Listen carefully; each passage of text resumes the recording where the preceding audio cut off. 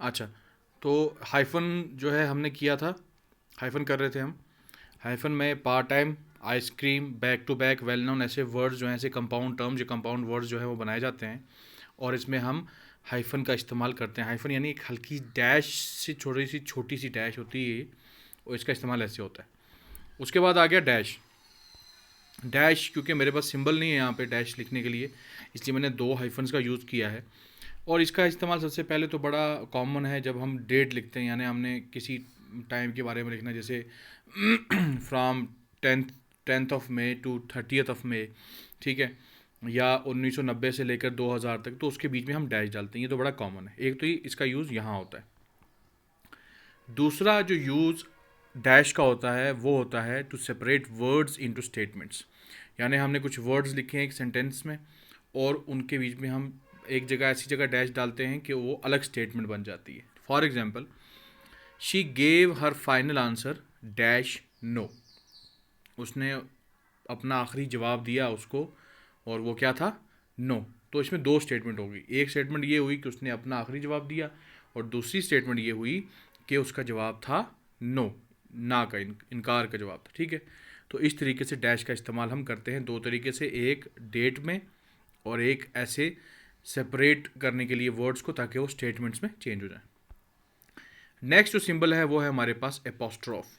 Apostrophe का symbol आगे है, बिल्कुल ये सिंबल है, ठीक है। एक कॉमा टाइप चीज़ है लेकिन होती है टॉप पे, ठीक है, किसी लेटर के टॉप पे होती है, ठीक है। इसके यूज़ करने के भी दो तीन तरीके हैं। पहला तरीका ये है टू इंडिकेट ओमिशन, यानी अगर हमने कोई लेटर जो है किसी वर्ड से निकाला है, ओमिशन का मतलब होता है निकालना, ओमिट करना, ठीक है।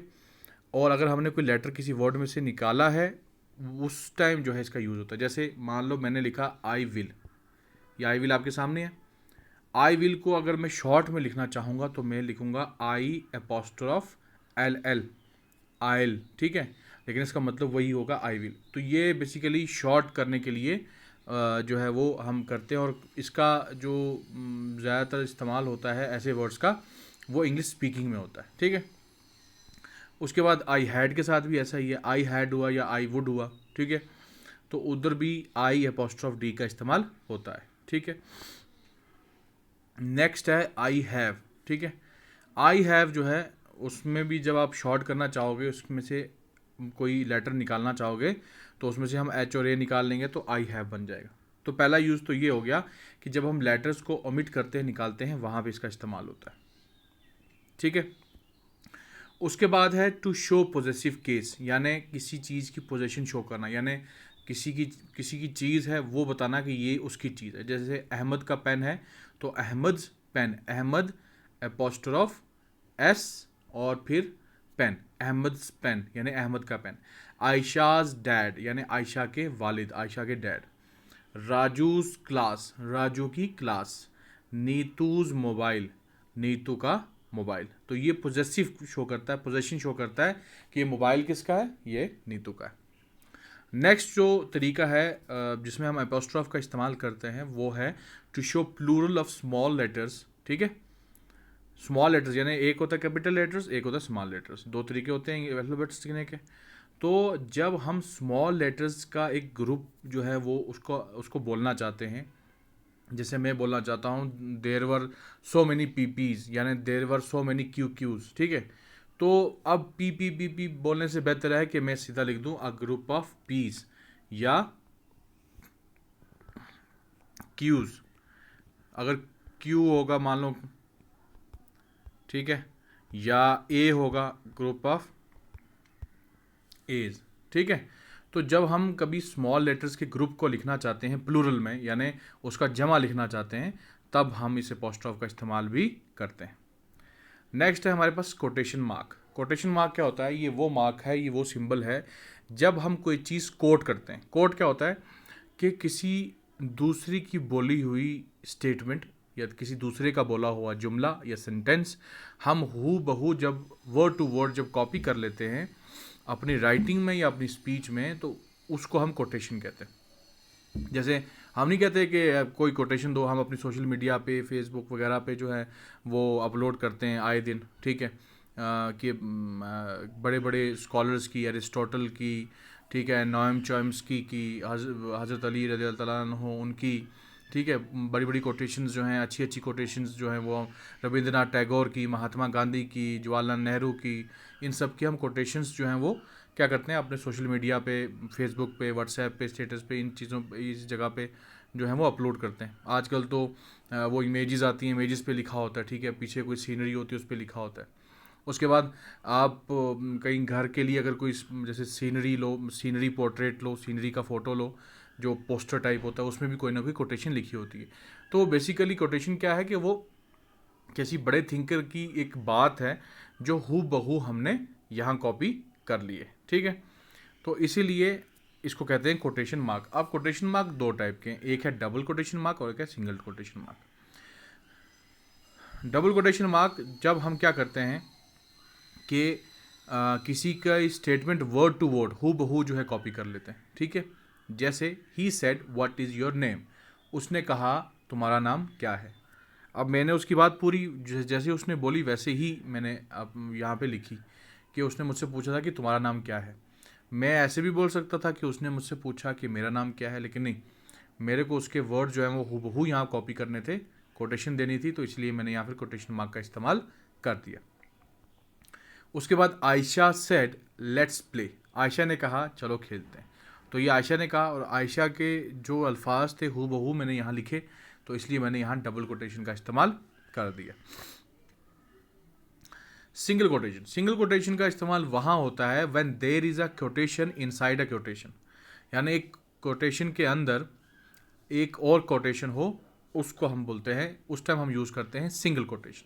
और सिंगल कोटेशन का ये दो एपोस्ट्रोफ समझ लो आर पार जो है हम इस्तेमाल करते हैं, हम ये सिंबल होता है।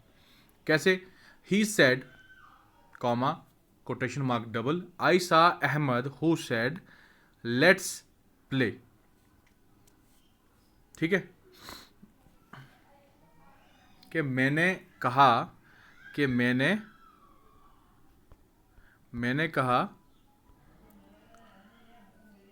सॉरी मैंने नहीं, ही सेड उसने कहा, आयशा अहमद मैंने अहमद को देखा, जिसने कहा यानी अहमद ने कहा लेट्स प्ले कि चलो खेलते। यानी एक बंदा जो है मुझे बात सुना रहा है और वो कह रहा है कि अहमद ने मुझे ये बोला, यानी एक कोटेशन के अंदर कोटेशन है, स्टेटमेंट के अंदर स्टेटमेंट है, तो वहाँ हम इस्तेमाल करते हैं सिंगल कोटेशन। नेक्स्ट है जो सिंबल हमारे पास वो है इलिप्सिस, और इलिप्सिस का ये सिंबल है, ये 3 डॉट्स होते हैं, ठीक है, 1 2 और 3। एलिप्सिस का इस्तेमाल हम वहाँ करते हैं जहाँ हमें इंडिकेट करना हो, शो करना हो कि हमने कुछ लेटर्स को डिलीट किया है, निकाला है, या कुछ वर्ड्स को निकाला है, ओमिट किया है, to indicate omission of letters और वर्ड्स, ठीक है। मतलब राइटिंग में हमें इसका इस्तेमाल राइटिंग में ही होता है, यानी राइटिंग में हमें लगता है कि हमने जितने वर्ड्स लिखे हैं उससे रीडर समझ जाएगा, हमें और वर्ड लिखने की ज़रूरत नहीं है, तो हम एलिप्सिस का यूज़ करते हैं 1 2 3 डॉट, ठीक है।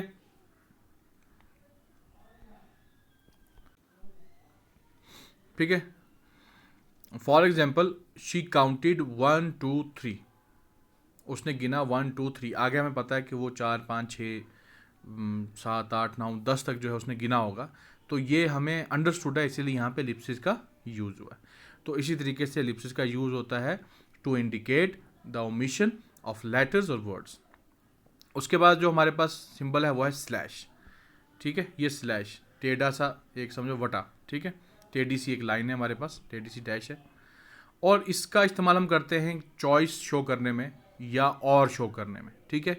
यानी हम या शो करते हैं ना, जैसे he has hot slash warm pizza, यानी उसके पास गर्म, हमने दोनों वर्ड का यूज़ कर लिया, हॉट स्लैश वार्म पिज़्ज़ा, दोनों का इस्तेमाल हो गया इसमें, ठीक है, यानी इसमें हमने चॉइस जो है वो डाल दी, ठीक है। तो इस तरीके से स्लैश का इस्तेमाल होता है। अब आपको करना ये है कि आपको ये सारे जो सिंबल्स हमने किए हैं पंक्चुएशन के, इनको ग्रामर से या इनको इंटरनेट से जो है वो सर्च करना है, इनके बारे में और पढ़ना है, और पढ़ने के बाद आपने इनका क्या करना है, इनको लिखना है, इनकी इनकी डेफिनेशन लिखनी है, यानी कहाँ कहाँ ये यूज़ होते हैं, फिर इनकी एग्जांपल्स लिखनी है। ये जो मैंने एग्जांपल्स यहाँ कराई हैं, इसके अलावा आपने एग्जांपल्स लिखनी है, ठीक है। लिख के आपने होमवर्क लिख के आपने ग्रुप में सेंड करना है। तो आई होप ये आपको पंक्चुएशन अच्छे से समझ आ गया होगा। ये आप ऑलरेडी यूज़ कर रहे थे, सिर्फ आपको पता, कुछ लोगों को शायद नहीं पता होगा कि ये क्या चीज़ें थी। अब आपको पता चल गया कि ये क्या चीज़ हैं और इनको क्या कहा जाता है और इनका इस्तेमाल कहाँ पे होता है। तो आज के लिए इतना ही। अल्लाह हाफिज़।